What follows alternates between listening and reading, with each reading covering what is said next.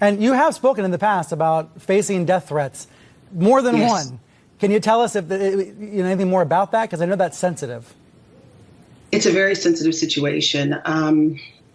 I do receive death threats. I continue to receive death threats. The atmosphere around me is charged. And that's one of the reasons why I assume he may have overreacted, because he was concerned for my safety. But it doesn't make you feel good to get a death threat and have to send it to the FBI and local authorities. I'm a person in the community. I have children. I have friends. I have family. It's a tough situation to live under, but I do it. And unfortunately, I have to have bodyguards around me.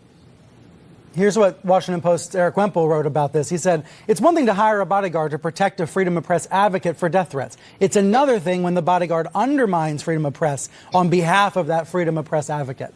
So what will be different in the future? Will there be something different in the future? It sounds like the bodyguard's no longer working for you, so that's one thing that'll be different. Mm-hmm. Well, as long as this atmosphere continues, Brian, I'm going to have a bodyguard.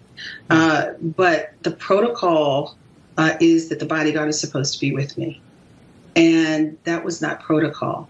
Oh, you mean because he left? Because he left to go allegedly assault the journalist. You're saying he didn't follow the protocol. I didn't know what was going on at the time. Right, and you weren't in the room when he did that out in the hotel lobby.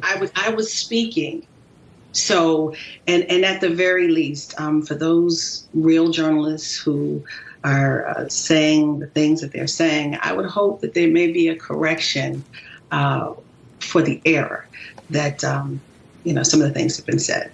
Isn't it concerning, though, that you're out there speaking privately? I remember when I was giving a speech at a college and a couple InfoWars reporters showed up and they were asking me a bunch of questions. I just thought the best thing to do was just to talk to them rather than try to ignore them or swat away their camera, because that's not our job. Our job is not to stop people from asking questions. It's to help them ask questions. Right. And see, that's the issue. If someone asked for permission, I would have granted it. But sometimes your words are twisted by people who don't necessarily understand you or what you're saying, or who have an agenda.